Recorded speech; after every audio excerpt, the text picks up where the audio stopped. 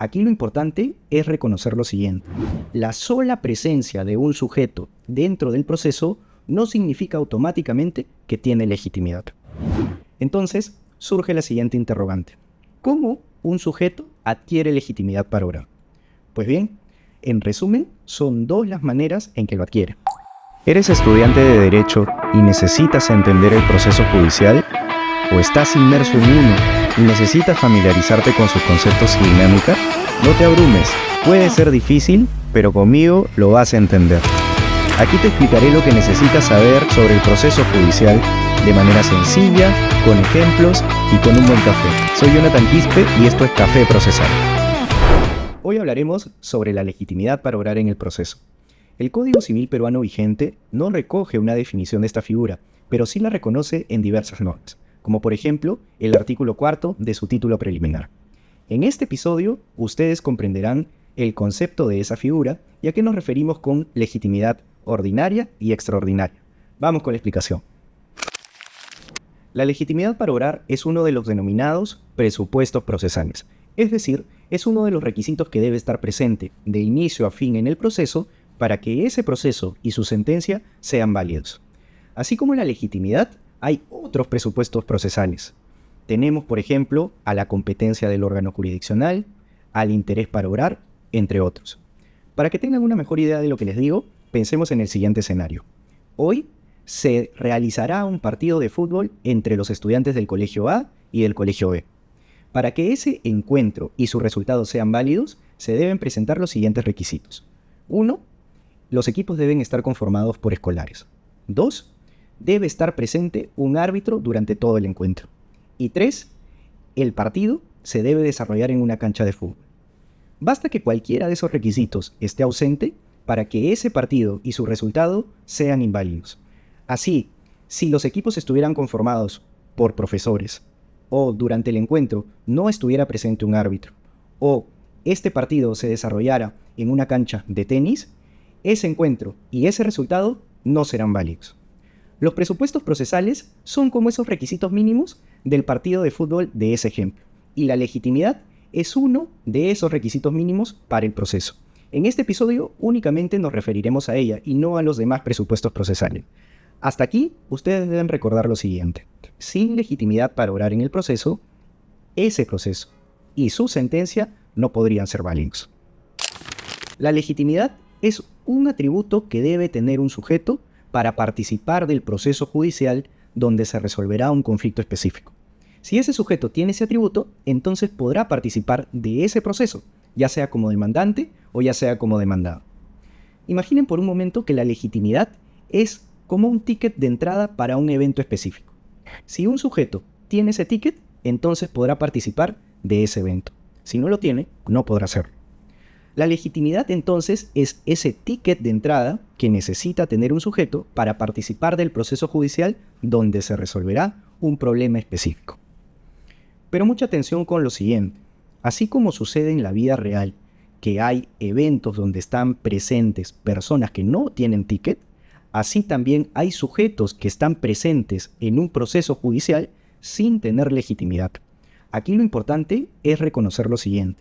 La sola presencia de un sujeto dentro del proceso no significa automáticamente que tiene legitimidad. Entonces, surge la siguiente interrogante. ¿Cómo un sujeto adquiere legitimidad para obrar? Pues bien, en resumen, son dos las maneras en que lo adquiere. Una de ellas es la regla y la otra es la excepción. Y ahora vamos a explicar cada una, pero antes, un café. Primera manera. Un sujeto tiene legitimidad para participar de un proceso cuando está directamente involucrado en el conflicto de la vida real que se resolverá en ese proceso judicial. Esa es la regla. Si usted me debe y se niega a pagarme, conflicto de la vida real, yo tengo legitimidad para acudir a un proceso judicial y pedirle al juez que le ordene pagarme. Si usted ocupa un inmueble de mi propiedad y se niega a devolvérmelo, conflicto de la vida real, yo tengo legitimidad para acudir a un proceso judicial y pedirle al juez que lo desaloje.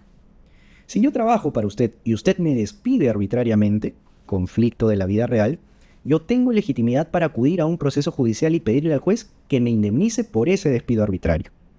Cuando acudimos a un proceso judicial para resolver conflictos como los descritos, notarán que los sujetos llamados naturalmente a participar de ese proceso judicial son los que están directamente involucrados en esos conflictos. Dentro de esos conflictos tenemos a sujetos que tienen derechos e intereses totalmente confrontados. Entonces, aquí lo importante es recordar que un sujeto tendrá legitimidad para participar de un proceso judicial cuando en este proceso se intente resolver un conflicto en el que está directamente involucrado. Allí, ese sujeto podrá participar, ya sea como demandante, ya sea como demandado, para defender ese derecho y ese interés que está directamente en conflicto. Segunda manera, un sujeto tendrá legitimidad para participar de un proceso cuando, a pesar de que no esté involucrado directamente en el conflicto que se resolverá en ese proceso, existe una norma expresa que le otorga la legitimidad para participar de ese proceso. Esta manera, a diferencia de la anterior, es la excepción.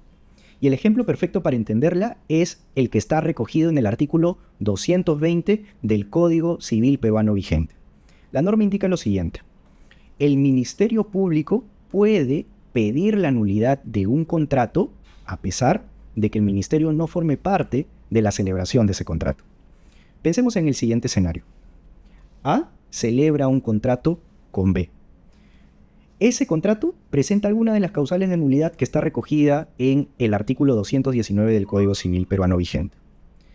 Si quisiéramos pedir la nulidad de ese contrato, que es el conflicto de la vida real, los sujetos naturalmente llamados a participar del proceso para solucionar ese conflicto son los que participaron del contrato dolo, A y B.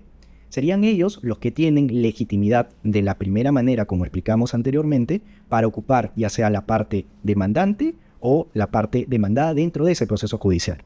Sin embargo, el artículo 220 del Código Civil peruano vigente indica que el Ministerio Público también podría pedir la nulidad de ese contrato celebrado entre A y B. Notarán ustedes que el Ministerio no ha participado en la celebración de ese contrato.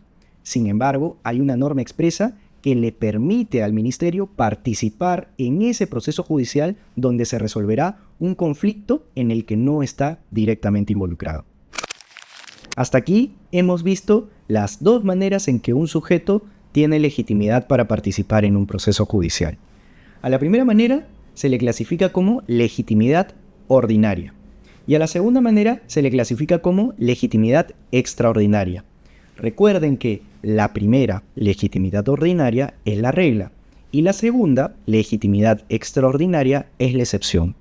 En resumen, si un sujeto participa de un proceso es porque tiene legitimidad ordinaria o extraordinaria. Hasta aquí llegó nuestro episodio de hoy. No se olviden seguirnos en nuestras redes que aparecen aquí abajo y si quieres que hable de algún otro tema o brinde más ejemplos de los ya tratados, escríbenos. Nos vemos en un siguiente episodio de Café Procesal.